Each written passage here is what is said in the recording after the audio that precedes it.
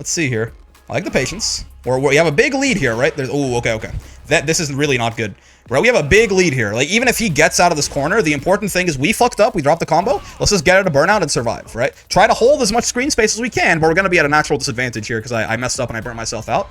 We don't need to kill him right now. Like, yes, this kills him, but like, we don't need to kill him right now. It's okay.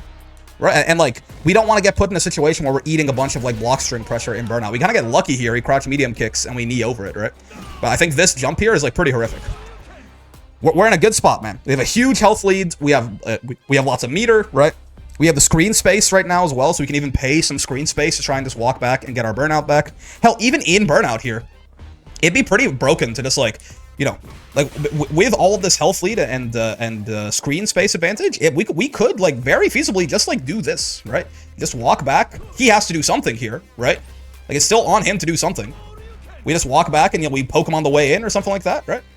Like it is still very, very advantageous for us to do something like that. So, all right. Oh, you can have up to 500 in here. Okay, that's very good. That's very good. All right. Well, this is, you know, as much as it's definitely nice that I do have myself as the backup plan here. Just go to my own channel. It is certainly nice to actually be able to do it in the Street Fighter system, right? Because again, you know, replay takeover, inputs, frame data, all of this stuff, just a little bit more, you know, the ability to speed up, and well, you can do that on YouTube too, but like, you know, speed up, slow down, next scene, all of that is all very good. So, yeah, I think most of these are actually not on the YouTube channel yet. This is like from, you know, our 50 most recent matches, which are still part of like the recording backlog. That's fine. Who do you think is your worst matchup character-wise? You think looking at a replay versus them will be a better idea? Yeah, I mean, there are definitely characters that I struggle with more, not even just because they're bad matchups for Zangief necessarily, just that, you know, I personally am not very good at fighting them. But I think it's more so right now I'm trying to get more of a holistic approach to my gameplay. They do die when the game gets patched. I see. Okay. Well, let's get on them while we can then. This is, in what order is, it's like, so, yeah. Okay, this way, yeah, this one happened first, and then this, gotcha. Yeah, so let's watch them, you know, from game one onwards. So let's see here, it's, you know, trying to take a look at our own replays. Every time we get hit, every time we lose our turn, always a great point. I didn't smile here? That's crazy. Even though SF6 has some Japanese fighting game menu quirks, the quality of life features are pretty damn good. Yeah. Game's a little loud, actually. I feel like it's louder than it normally is. Maybe I'll turn it down. Let me know if the game is louder than I am. But yeah, let's see. Okay. Again. Sure. When we get hit, when we lose our turn, is sort of the default places to try and pause and take a look. Otherwise, we can certainly, I mean, right there, so, you know, getting hit. We jumped, sure. We'll see if that becomes a pattern. Something tells me it probably does. I do like, this is a little more recent, right? I do like the drive rush stand light punch here, right? We're +6. That's a lot. Right, that's a lot. It's pretty big, right? I think we actually get a combo off this if it hits too. So headbutt's not. I mean, headbutt is. This drive rush stand light punch here. The smiling doesn't show in replays. You can smile while watching it. Oh. So from this spacing, I mean, headbutt is 14 frames. I mean, yeah. Well, if someone had like a 7-frame crouch medium kick, then we'd be in trouble, right? So like, you know, Chun-Li or characters like that. I think Ken does too, right? Ken's crouch medium kick, I think, is 7 frames as well. So like, headbutt here is actually technically fake. Though from this, like, you know, because there's an 8-frame gap. He could have just mashed on this, presumably. Though it would have lost to SPD, I suppose. Ken does, yeah. So probably a better idea to frame trap with something a little faster there. So I mean, the SPD would beat the mash, so you could argue that, you know, if they're not, you know. I think from that range anyway, light SPD is still in range, right? Yeah, so, okay. We watched that Jamie match last time. That was like 3 weeks ago. This is like, you know, this is like 2 weeks ago. The Jamie match is like 4 weeks ago. But it's happening again, right? So this is not what I would have expected. You know, when I'm playing the game, to me, it feels like it's like, oh, like, I jump way too much. And, like, I do, right? I jump way too much, I knee way too much, etc., etc. This is surprising me a little bit, right? This is, again, now that we are mashing this crouch light kick sort of in these pseudo-defensive situations where we just want to get a little bit of space, and we're getting punish countered for it, right? We have bigger buttons we can mash. And in that case, again, like, this Ken is very clear, like, speed is not really the big problem here, right? Like, He's spaced out, or he's not being like, I matched that because I felt like he wasn't being super aggressive, right? Speed is not the problem. Range is the problem. A crouch light punch, hell, even a stand medium kick or something. Can't you just crouch medium kick the Jinrai light, or is a crouch light kick? The Jinrai light's that the low? It's SPD punishable a lot of the time. He is -5 on that. Yeah, I mean, the jumping is definitely also a problem, but that I'm well aware of. Didn't smile, not my streamer. The low, yeah, he's -5. So if you want to punish it, you'd need it has to be like spaced out to the point where you can SPD it. You can pretty much always SPD it though. He has to space it out really well to be out of SPD range. Okay, sure. I like the reset. Okay, so he was +4 there, huh? Off that wheel kick. I'm not sure if we could have done it earlier out of the drive rush. I think we did it about as early as we could. Yeah, and he's +4, so it's something. If they try to jump or something, we're safe there, right? It's not like we're in range for his 4-frame punish or anything like that. Drive rush wheel kick as an idea, as goofy as it seems, I do like it as like a burst option. I say a burst option, it's like a 40-frame reaction check, right? But like, what qualifies as a burst option for Zangief? You know, like where we can actually cross a lot of screen space with like the wheel, like the momentum that the wheel kick carries out of the drive rush, and it's usually like safe or even plus on block depending on how we space it. It's not a bad idea. I'm not sure that I like it so much for the SPD, okay, but okay, sure, yeah. Getting Street Fightered, right? Fireballs into jumping the fireballs into dying. Yeah, so this certainly this seems like a round that we lost to. Yeah, see, you can SPD that. This seems like a round that we lost to jumping if we do lose it, which I think we do. Oh, okay, this is interesting. This I do notice happens to me quite a bit as well, where sometimes basically people also often forget the wheel kick being an overhead. True, you don't see it that often. This is something I like, this exact pattern where we got anti-aired twice. A lot of the times, I think I tell myself that the problem is the jumping, right? So I stop jumping, but then I just walk at people, and shit like this happens, and I think the Ken probably kills us off this if he builds level 3, which he should be able to with all this drive gauge that he's got. The problem, I think, usually is I'm like, I'm jumping too much. Let me stop jumping. But then I just keep holding forward anyways, right? I think the problem is less the jumping and more just, you know, yes, if it's also, you know, we're jumping 8 times in a row, then it's, you know, he can just have the one answer, the anti-air all the time. But something like this is essentially the same idea, right? Where we are just holding forward. We are very predictable in the fact that we are going to always be moving at this Ken. Whether it's in the air, whether it's in the ground, I'm just holding, like, I'm already in range to threaten something here, right? Like, already over here, right? We are in range to do something. Like, we are in range to stick out buttons, we're in range to even SPD this guy if we're super cracked, right? He's in SPD distance right here. I wouldn't kill him, the light SPD, but, you know, stick out a stand medium punch, something like that. But I'm just holding forward at this dude, right? And it causes me some problems. I think it's, oh, he could have killed me. You know, I'm no Ken play. I think he could have killed me there. Yeah, see, and now that didn't work, so I'm like, well, I guess I should jump again. Certainly quite something. You can see me trying to level 2 right here. Yeah. I remember this. You can see, like, I'm like trying to level 2, and I keep messing it up. You see right there? that's an attempt. Hey, that's almost a double quarter circle. What? I thought this game's input buffer was supposed to be generous, man. Down, forward, forwards. Down, forward, down, forward, forward. I don't know, man. I think I got that. I'm not gonna lie to you. Do you do any kind of warm up before ranked? I started doing a modified anti-air training with DI and footsies. Helped me a lot. Training mode drills and stuff like that is definitely something I could do more. I don't do any of it at all, right?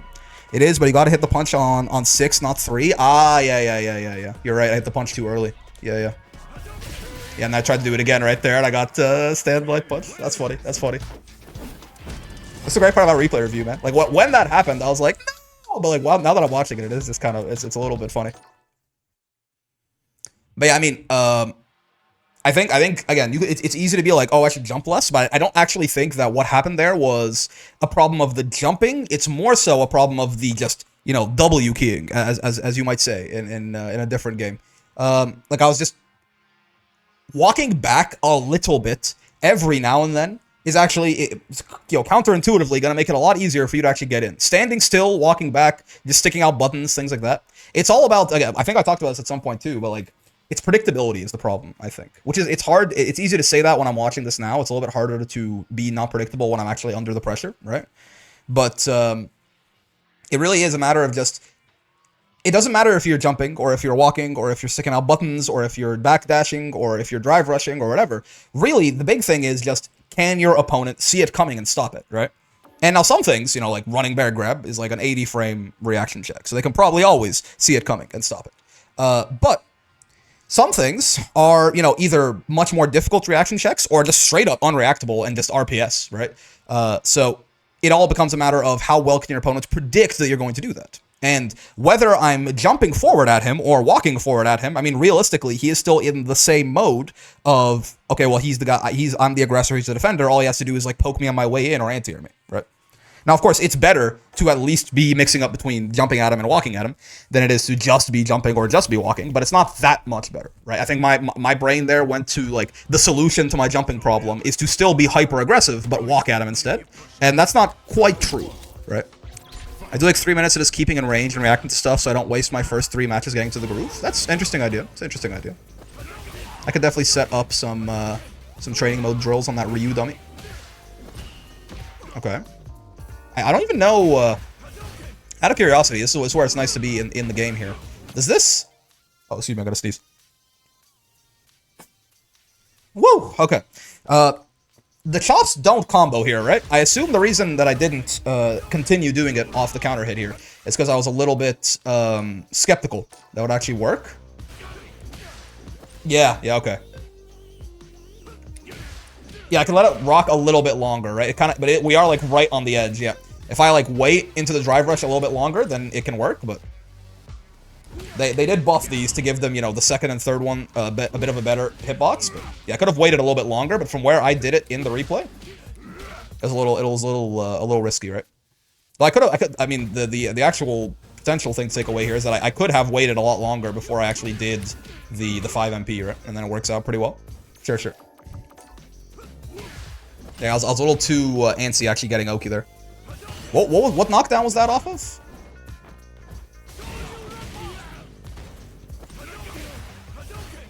That was wheel kick. Yeah, we're plus 28. Yeah. We could have like off. We can drive rush for a little bit longer there before we actually are in trouble.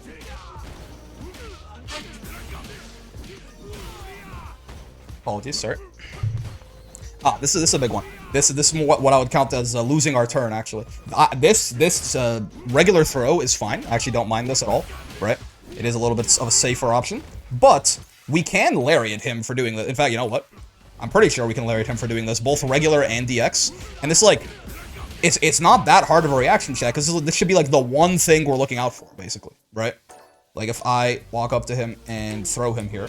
Oh, hold on, let me delay it a bit more. Actually, let me do it on the actual timing that he did it. Let me end the player control and get back to it right around when he jumps the throw. But yeah, I believe we can regular lariat him, and I think definitely EX lariat him here. Hold on. I think he's already inputted the throw at this point, right? Yep. Oh, no, we couldn't have. Interesting. I must have missed the media on this throw, huh? How curious. Oh, what? That works. Curiously. Oh, because this is actually slower, so he lands and it's a button and it kills him. Whereas otherwise he blocks it. Interesting. Okay, EX, but yeah.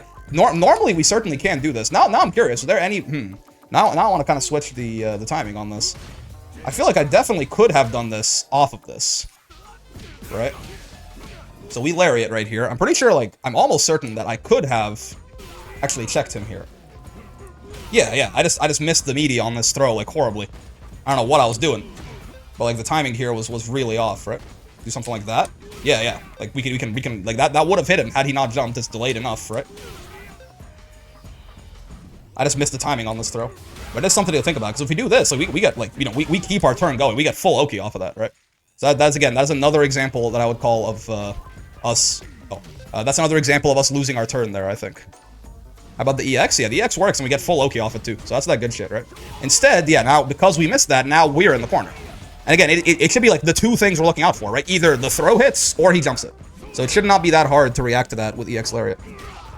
And keep the turn going. We still win that round, but again, that would be, like, we lost our turn there because I I didn't have my my mental stack set up properly. When I'm going in for that regular throw, that like the number one thing is, okay, did they block the throw hit or did it not? Okay, cool. The second thing is, did they jump it? It should be like there's only two things we're looking out for there, so it really isn't excusable for us to be missing the lariat there. Okay. Good reset. How minus is he on swinging out these guys? -4, -5. Yes, I mean, on block, even if I can't punish this, right? We probably should be sticking out like, I mean, out of curiosity, I mean, him doing heavy kick back-to-back like this is gonna make it easier. But like, how hard is it to stick out like a stand medium punch here? So we could go for like an even bigger, burlier button, but I do wonder, like, could I just do like, yeah, right? And if he hits anything else, like this is, I mean, this is essentially, stand medium punch is essentially a 5-frame move from this distance. There's nothing he's gonna have that's gonna beat that, right? So like if he sticks out literally anything at all, it's not just the heavy kick. If he did like crouch medium kick, whatever, then he gets chopped here, right? We don't really get too much off it, but still, we just like stop his turn, and now it's our turn. We're +7, right? If we wanted to, we could, you know, try and go for some shenanigans there. But yeah, like when we block his heavy kick from that far away, probably should never even have gotten the chance to do a second one, right? I think a lot of the times I worry about punishing that, because if he spaces it out really badly, you can like punish it with an SPD or something. But even if I can't, just taking my turn back has value in and of itself, right? Sure. It's a lot of drive gauge damage we're doing. That was me missing level 3, certainly, but yeah, we get there. Sure. Yeah, I mean, so I think if there's sort of two things that I wanna take away from that, probably like again, the crouch light kick, for it to be like, you know, 3 weeks apart like that on those replays. That Jamie game is really old, and then, you know, this is much more recent. I mean, March 4th, right? So still like 2 weeks ago now. But it is still much more recent. So for that crouch light kick stuff to be shown and the rearing its ugly head in such, you know, disparate games, definitely it's a consistent thing that we do, right? So matching out with more crouch light punch and stuff like that. But yeah, the other one is, it's a little bit more. I kind of want to almost go back and find that in game 1 again. I think it was in the second round. Because like obviously it's a bit of cheating because I know what he's gonna do here, which obviously you know it'd be nice if you had that luxury most of the time, but. What's going on? We're watching my own replays. I'm basically nitpicking myself to try and figure out if I can find any patterns I had not already detected or like reprioritize things to work on, basically. Wait, so hold on. I think it's near the end of this the third round. I think. Wait, is it here? No. Oh wait, no, this is the wrong game. I wanted to watch this first one where we lost.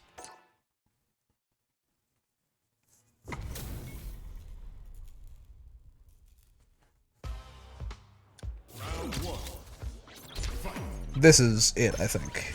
Right? Yeah, he wins this round, and then I think near the end of the second one is where we're the moment that I want to talk about happens. I love this next scene, previous scene shit, by the way, it's insane. I think it's right here. I think this is where I just like run at him, right? Yeah. So I mean, even like, you know, obviously again, it's a little bit of cheating because we already know what he's gonna do, right? But like the idea of just, you know, we can just, you know, we could just do like shit like, you know, watch what he's doing a little bit more. Like even if we're not going, or you know, we could. I mean, if I'm feeling, you know, really good, we could like walk at him and then like backdash or something like that, right? And try and get him to whiff something and punish from there. Like the point being that like if I feel like my problem is like, oh, I'm jumping at him too much, doing this is not the way, right? Like just like walking at him a whole bunch instead of jumping at him is really not what we're trying to do here, right? There's a lot of different ways we can like have we could you know get to around here and like try and stick out some buttons or something like that, right? We could I also, from where we were, we could walk up and SPD him. Like he was being a little bit too passive here. Like it takes a long time to hit this button, right? So we could just walk up and grab his ass. This is something I really need to think about a lot more, is that SPD is genuinely like a neutral tool for how fucking big it is. It's an unblockable neutral tool. Like there should just be like a no-fly zone. If I'm doing this properly, there should be a point where like people just don't feel comfortable, right? Like they can't even get into the range where they want to like do all their pokes and shit because like, you know, this is a 5-frame gigantic ass move they can't block, right?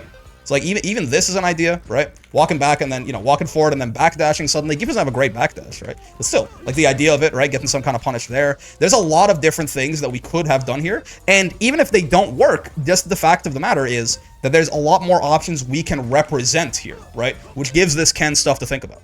If he sees me backdashing every now and then, even if it doesn't, like right there, he whiffs and, you know, obviously he's going off a pre-recorded thing. Like if he whiffs, nothing bad happens to him, sure. But if he's paying attention, it will put in his head that like, oh, okay, this guy, you know, I can't just rely on the fact that every time this guy's coming at me, he's going to keep doing this until I do something, right? Or until he gets like a really obvious advantage or something like that, right? So I think just all of these different ideas that we have to represent. I mean, hell, we probably could jump back if we really felt like it. It's a little bit weird, but he doesn't have Zangief level 1. What's he going to do about it, right? He could run DP, I guess he was really cracked. But there's a lot of different things we could try to represent here, right? And me only representing basically jump forward or walk forward is not good stuff. That's something to worry about, certainly. This is, I think, the third game here we haven't watched yet, so let's go through that quick and see if anything new manifests.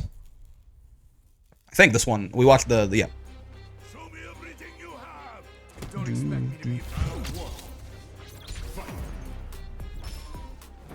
Sure. Yeah, again, right there. Like, I know that's minus. Like, that's not me, like, you know, Past Brick even knows that's minus. But I think I'm like, but I don't think he spaced it out poorly enough for me to punish it, so oh well. That's not how that works, man. At the very least, like, you know, take your turn back with something. Stick out some kind of button. Keep him honest, right? Sure. Cool. I like kind of, you know, again, we spaced ourselves out. We used some stand light punch, some stand medium punch, right? Some buttons that we want to use more often, certainly. I like that. And then, like, you know, if you get them to respect those buttons by sitting still, you can just walk up and SPD them sometimes. Sure, yeah, the jump. Again, not really asserting ourselves after we block that minus button. It's not cancelable, it's nothing, man. If we block that heavy kick, it's our turn. Drive rush, yep. Headbutt, good stuff. This looks like a game where just everything went our way, I think. Yeah, okay. Oh, well, I say that. I dropped that combo. Let's see here. I like the patience. We have a big lead here, right? There's, oh, okay. This is really not good. Right, we have a big lead here. Like, even if he gets out of this corner, the important thing is we fucked up, we dropped the combo. Let's just get out of burnout and survive, right? Try to hold as much screen space as we can, but we're going to be at a natural disadvantage here because I messed up and I burnt myself out. We don't need to kill him right now. Like, yes, this kills him, but we don't need to kill him right now. It's okay. Right? And like, we don't want to get put in a situation where we're eating a bunch of, like, block string pressure in burnout. We kind of get lucky here. He crouch medium kicks and we knee over it, right? But I think this jump here is, like, pretty horrific. We're in a good spot, man. We have a huge health lead. We have lots of meter, right? We have the screen space right now as well, so we can even pay some screen space to try and just walk back and get our burnout back. Hell, even in burnout here, it'd be pretty broken to just, like, you know, like, with all of this health lead and screen space advantage, we could, like, very feasibly just, like, do this, right? Just walk back. He has to do something here, right? Like, it's still on him to do something. We just walk back and, you know, we poke him on the way in or something like that, right? Like, it is still very, very advantageous for us to do something like that, so... We do end up he dies to the knee there, but that I think is a good example of, and Laird on neutral jump would kill as well. True, but even like barring reacting to something like better than we did, just the situation that we're in right there is very advantageous, but like because we're in burnout, it's very easy to throw it away all of a sudden, right? Like if he gets some Oki on us, he presses his advantage, he pushes us around a bit, he gets us to the corner, he stuns us. We take like we're one combo away from death after that stun. Now we're in the corner and it's bad for us, right? It's very easy for that to go bad, but even with the burnout, we have so many advantages that if we just played it a little bit safer, a little bit smarter, it was still going to be very hard for us to lose that round. Whereas that jump, that Ken, he got the drive rush in, he kind of like didn't really do anything with it. But if he had spent that Oki a little bit more aggressively, like he has to realize his position too, right? Where I made a mistake, I jumped on him, he gets that Oki off the anti-air, he really needs to like kill me right then and there, right? Yes, he can, you know, at a certain point, level 3 is a problem, certainly, which is why he was, I think, trying to respect that. But, like, he really needs to, like, it's bad enough for him there that he needs to get lucky to win, basically, right? So he has to just, like, play some shit that if I'm wrong, it kills him. Or so if I'm wrong, he you know, it puts him back in the game. And don't worry about what happens if I'm right, right? Because, I mean, you're just going to lose anyway. You have to take risks in a situation. I'm in the exact opposite situation. Yes, I do have a big lead, so I can take some risks have them go wrong, and still win, which is exactly what happened, right? We took a risk with the jump, it went wrong, and we still won. But in that case, there was a much more higher percentage play, I think, to victory, right? In that last round where everyone's got 3 bars and shit like that, like these little risks can be a lot more impactful, right? So where he has to take risks, I can, but why? Is sort of the main idea, I think, there. It's more of a mindset thing than anything, but